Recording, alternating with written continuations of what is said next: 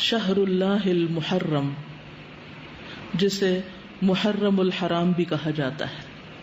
محرم کا لفظی معنی ہے حرام کیا گیا، یعنی جس مہینے کی حرمت ہے، جس میں بہت سے ایسے کام حرام کیے گئے ہیں جن کو ایک مسلمان نہیں کرتا یا ان کا کرنا اس کے لیے حرام میں آتا ہے۔ محرم کے مہینے کو شہر اللہ کہا جاتا ہے، اللہ کا مہینہ، اور اللہ کی طرف اس مہینے کی اضافت تعظیمی ہے، یعنی اس مہینے کی تعظیم کی وجہ سے اس کو اللہ کا مہینہ کہا جاتا ہے۔ اس سے اس مہینے کی امپورٹنس کا پتہ چلتا ہے۔ صحیح مسلم کی روایت میں آتا ہے، ابو ہریرہ رضی اللہ عنہ سے روایت ہے کہ رسول اللہ صلی اللہ علیہ وسلم نے فرمایا، رمضان کے بعد سب سے افضل روزے اللہ کے مہینے محرم کے ہیں۔ تو گویا اس مہینے کی بھی خاص عبادت پھر کیا ہوئی؟ روزے۔ عشر ذی الحجہ میں تو پہلے 9 دن کے روزے تھے، لیکن اس میں پورے مہینے میں سے جب بھی آپ چاہیں روزے رکھ سکتے ہیں۔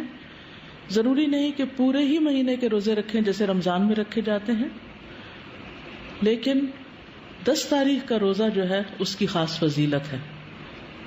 محرم الحرام کی ایک اہمیت کی وجہ یہ بھی ہے کہ یہ ہجری سال کا پہلا مہینہ ہے، تو یہ مہینہ عظمت اور برکت والا ہے اور حرمت والا ہے۔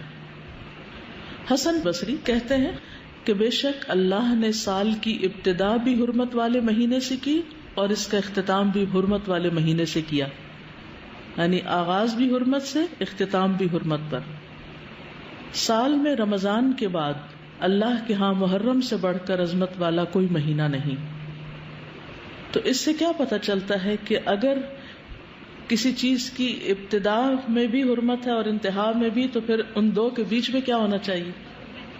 اس کا خاص خیال رکھنا چاہیے، یعنی جس کام کے آغاز میں اور جس کے اختتام پر خصوصی ہدایات دی جائیں اور اللہ سبحانہ وتعالیٰ کی عبادت اور خصوصاً روزے وغیرہ کی عبادت کی طرف متوجہ کیا جائے تو سال بھر بھی پھر اس کی عادت اپنا لینی چاہیے۔ نئے سال کا آغاز جو ہے وہ دعا سے کرنا چاہیے۔ عبداللہ بن ہشام سے روایت ہے، وہ کہتے ہیں کہ جب مہینہ یا سال آتا تو رسول اللہ صلی اللہ علیہ وسلم کے صحابہ یہ دعا اس طرح سیکھتے جیسا کہ وہ قرآن سیکھتے، اللہم ادخلہ علینا بالامن والایمان والسلامت والاسلام وجوار من الشیطان ورضوان من الرحمن۔ اس کا معنی ہے، اے اللہ اس مہینے کو یا اس سال کو ہمارے اوپر امن اور ایمان، سلامتی اور اسلام کے ساتھ، شیاطین سے بچاؤ یا شیطان سے بچاؤ اور رحمان کی رضامندی کے ساتھ داخل فرما۔ محرم کا مہینہ چونکہ حرمت والا مہینہ ہے تو اس مہینے میں خاص طور پر آپس میں ایک دوسرے پر ظلم کی ممانعت ہے۔ قرآن مجید میں آتا ہے، ان عدۃ الشہور عند اللہ 12 شہرا فی کتاب اللہ یوم خلق السماوات والارض منها 4 حرم ذلک الدین القیم فلا تظلموا فیہن انفسکم۔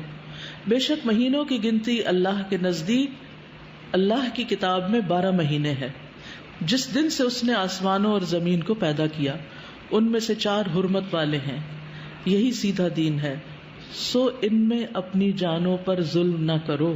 تو میسج کیا ہے؟ فلا تظلموا فیہن انفسکم، اپنے آپ پر یعنی ایک دوسرے پر ظلم نہ کرو۔ تو کیا نہیں کرنا اس مہینے میں؟ ظلم نہیں کرنا۔ ظلم کی کون سی شکلیں ہوتی ہیں؟ ظلم ہوتا ہے کسی کو اس کے حق سے محروم کرنا، کسی کا حق چھیننا، کسی کا حق مارنا۔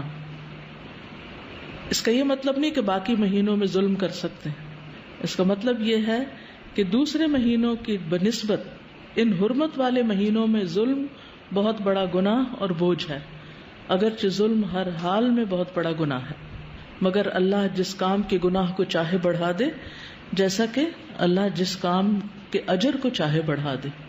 یعنی وہی نماز ہوتی ہے، وہی صدقہ خیرات ہوتا ہے، لیکن عشرہ ذی الحجہ میں کیا ہوتا ہے؟ اس کا اجر کئی گنا بڑھ جاتا ہے۔